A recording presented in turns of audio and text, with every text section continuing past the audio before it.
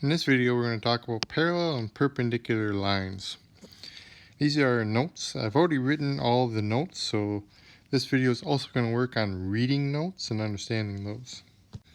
There are really three types of linear equations that you can write. There's slope-intercept form. That's y equals mx plus b. M is your slope, b is your y-intercept.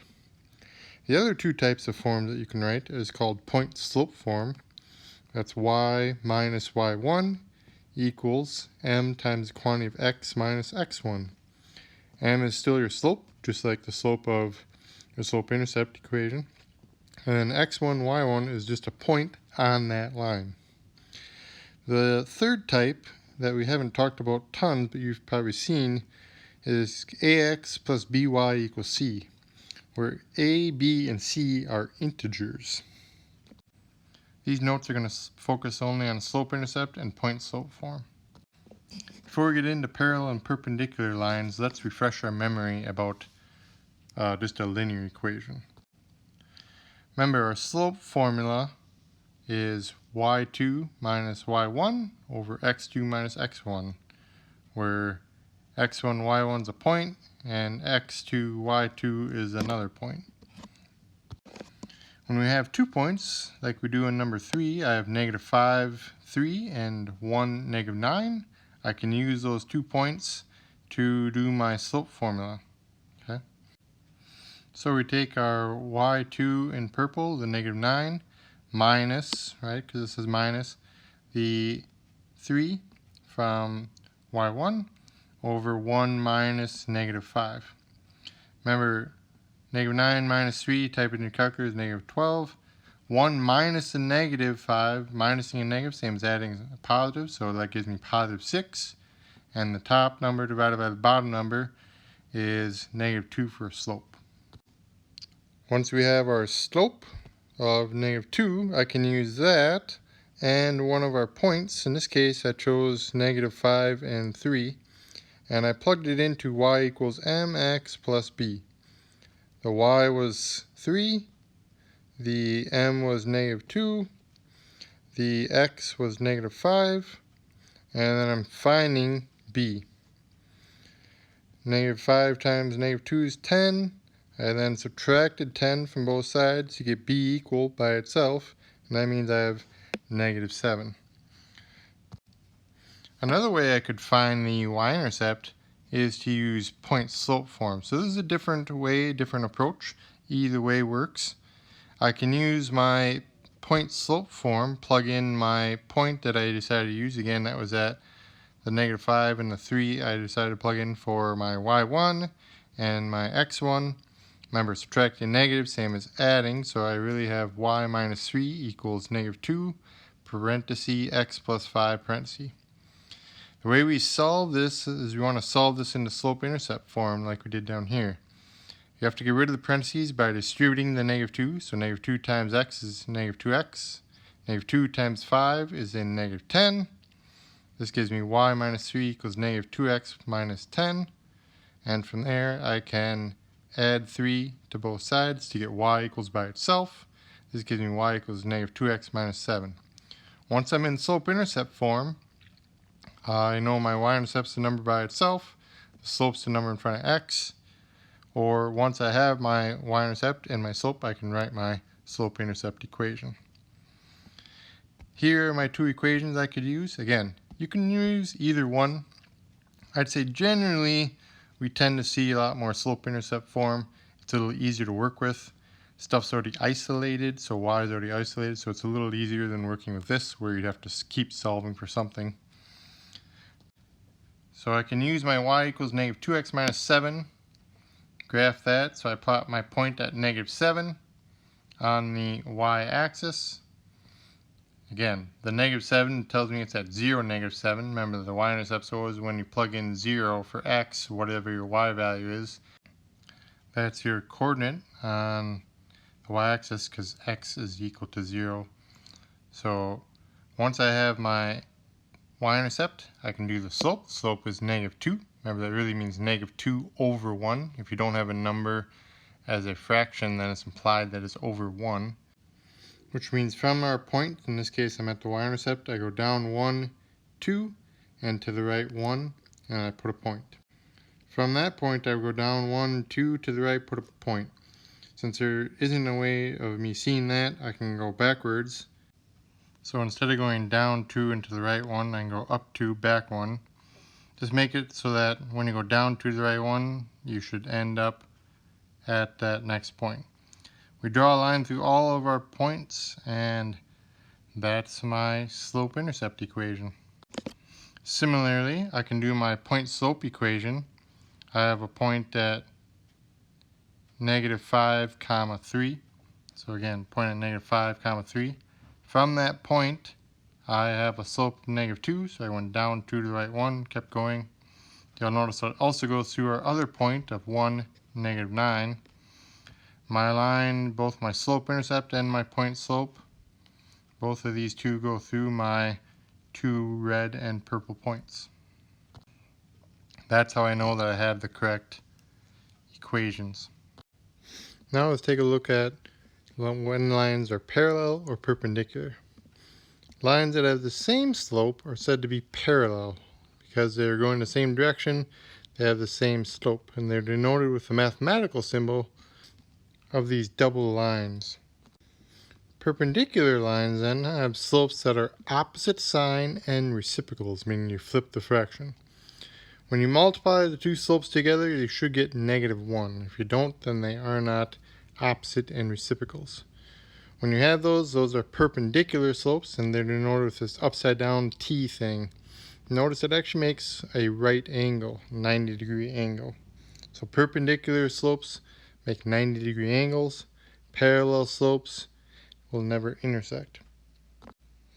So going back to our previous page, we saw that the original equation through -5, 3, and 1, -9 in slope-intercept form was y equals -2x minus 7. In point-slope form, one of them could have been y minus 3 equaled -2 times cosine of x plus 5. The slope of that original equation was -2. In order to be parallel then, the slopes are the same, so if the slope of the original line is -2, then the slope of the parallel line is also -2. In order to be perpendicular then, remember perpendicular has the opposite sign and reciprocal. So the original is -2, so if it was negative, opposite sign means it's now positive, and it was, as a fraction, 2/1, so reciprocal means you flip the fraction, so 2/1 becomes 1/2. So the perpendicular slope is now positive 1/2.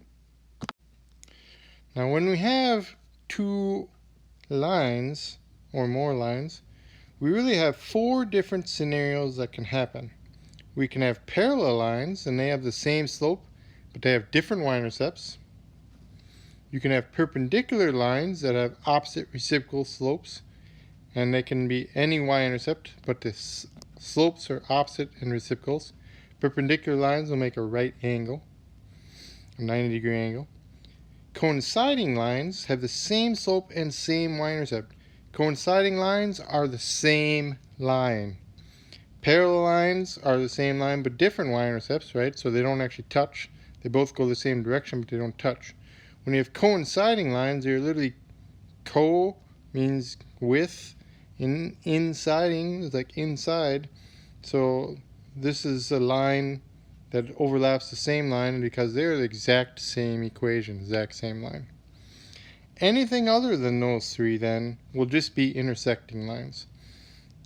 If you have different slopes that aren't same slopes, aren't opposite reciprocals, then by default they will be intersecting at some point. So with these 4 different scenarios in mind, we can decide whether the following is parallel, perpendicular, intersecting, or coinciding to the original equation. So my original equation again is the -2x minus 7. If I gave you an equation y equals 1/2 x plus 3, the original slope is -2, so this slope is 1/2. Those are opposite sign, right? Was negative, now positive, and it's a reciprocal because it's 2/1 becomes 1/2. So because this is opposite sign and reciprocal, we'd say that that is perpendicular to this original equation. So y equals 1/2 x plus 3 is perpendicular to y equals negative 2x minus 7. For number 10, we have y equals 2x plus 3. So we ask, how does that compare to the original y equals negative 2x minus 7? Well, the new slope is 2. The original slope is negative 2. That's not the same slope, so it's not parallel. And if it's not parallel, it also can't be coinciding, because remember, both of them have the same slope. The only other scenario I could have is, without it being intersecting, is having opposite sign and reciprocal. It is the opposite sign, was a negative, now a positive, but notice that they did not flip. So it's missing a negative to be parallel. It's not reciprocal, so it's not perpendicular, so then by default it is intersecting. Remember, if it's not parallel, perpendicular, or coinciding, then by default it is intersecting. For number 11, we have y equals negative 1/2 x plus 3.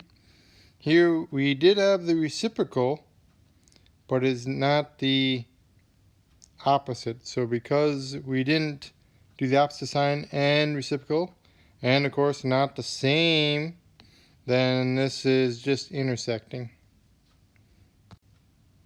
For number 12, we would y equals negative 2x plus 3. Notice that the slopes are the same. Both are negative 2. So we know they're parallel for sure. We also have to check though, are they coinciding? Remember, coinciding has the same y-intercept. The original is negative 7. The new one is positive 3. So that makes it parallel because they have the same slope but different y-intercepts. For number 13, we have y equals negative 7 plus 1/2 x. The slope here is not negative 7. The slope is the number in front of x, which in this case is 1/2. Again, the original is negative 2. This slope is a positive 1/2. That is opposite sign and reciprocal, so that means they are perpendicular. When it comes to perpendicular, it doesn't matter that the y-intercepts are the same. The only thing that matters for perpendicular is that the slopes are opposite sign and reciprocals. For 14, we have y equals negative 7 minus 2x. Again, the slope is the number in front of x, which in this case is negative 2. Notice that the slopes are the same. Check the y-intercepts. Ooh, the y-intercepts are also negative 7. They're both the same. So because the slope and the y-intercept are the same as the original, this is actually a coinciding line. This is the same line, right? This equation are the same, so really we have the same line. Last but not least, number 15, we have y minus 3 equals negative 2 times the quantity of x plus 5. Again, that's our point slope equation. I can figure out whether this is parallel, perpendicular, coinciding, or intersecting by first looking at the slope. I see that my slope here is negative 2. Isn't that slope the same as the other slope, as the original? So at the very least, it has to be parallel or possibly coinciding. It's not perpendicular because these aren't opposite sign reciprocals. It's not intersecting because it's not one of the other ones. But when you're looking at point slope, you look at the slopes, right? Only if the slopes are the same, you have to decide whether or not that's parallel or coinciding. We figure out whether it's parallel or coinciding by solving to slope-intercept form. What we do is we multiply the negative 2 times x to give me negative 2x. We multiply the negative 2 times 5 to give me negative 10. So I get y minus 3 equals negative 2x minus 10. From there, I'm going to, opposite of minus 3 is plus 3. So I added 3 to both sides to give me y equals negative 2x minus 7. Again, that equation and the original equation are the same. Therefore, this point slope equation and the original equation are again coinciding. So those are just a few different examples of how I can compare two different equations and decide whether those lines are going to be parallel to each other, coinciding because they're the same line, perpendicular to each other, making a right angle, a 90-degree angle, or just intersecting. And again, we look at those slopes. Parallel and perpendicular is all about slopes. Now that we know how to identify whether two equations are parallel, perpendicular, coinciding, or intersecting, we can use that information to create parallel or perpendicular lines. So for example, we have my original equation, y equals negative 2x minus 7. That's graphed here down below in black. What we want to do is make a parallel line through the point 2, 5. So I have a point at 2, 5. So point here in black. So that's my given point. I'm trying to make a parallel line to the black line that goes through this point at 2, 5. How we do that algebraically is we start with my fact that if the slope is negative 2, then I need my parallel slope to have the same slope, right? It has to be the same. And I can use a point 5 for the y, 2 for the x, and plug it into my y equals mx plus b and solve for b. So negative 2 times 2 is negative 4. I added the 4 to both sides to give me a y-intercept of 9. So again, y equals negative 2x plus 9. It would be my slope-intercept equation that's parallel to the original. As a point slope, I can write with my point 2, 5 and my parallel slope of negative 2, y minus 5 equals negative 2 times quantity, that means parentheses around the x minus 2.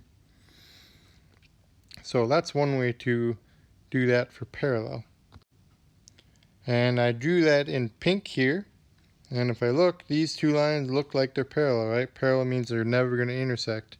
They're never going to intersect because they have different y-intercepts, but are doing the same rate, right? If you think of like cars driving, if they're both driving at 50 miles an hour and someone's starting out ahead of the other, they're never going to catch the other one, right?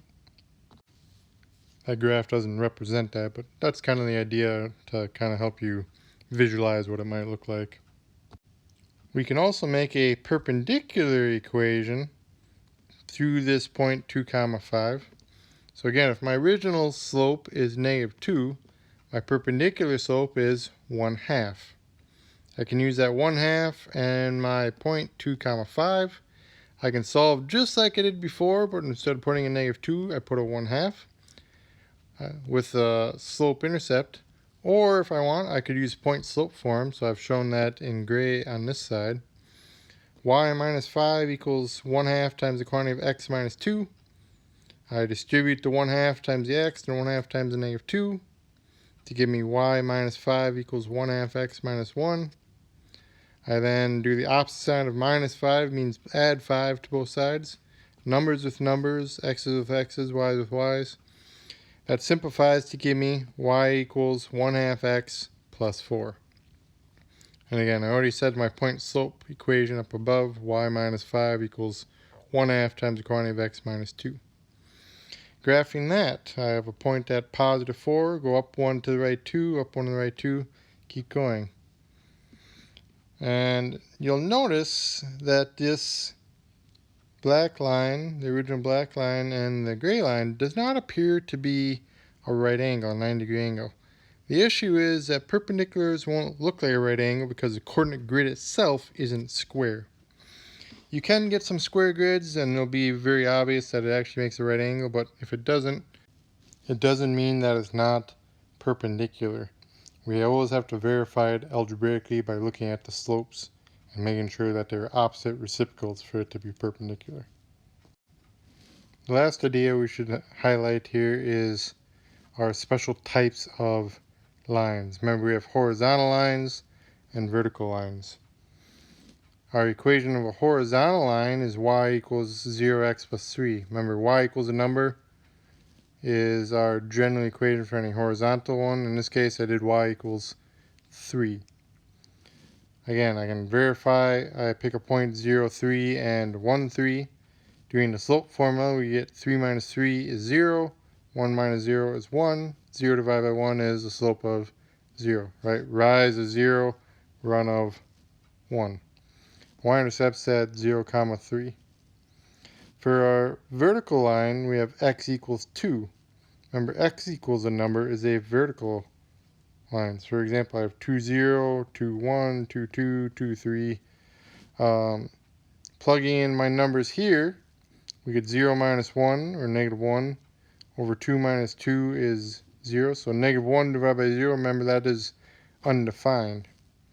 And this will never cross the y-intercept, so I'd say no y-intercept on that one. Notice that a horizontal line and a vertical line then are perpendicular to each other. They're perpendicular to each other. Also, any other y equals line to y equals 3 would be parallel to it, just like any other x equals equation besides x equals 2, like x equals 1. X equals 1 would be parallel to any other x equals equation. And then y equals a number and x equals a number is perpendicular to each other. And of course, if I had any other slanted line, a slanted line would just intersect these two graphs.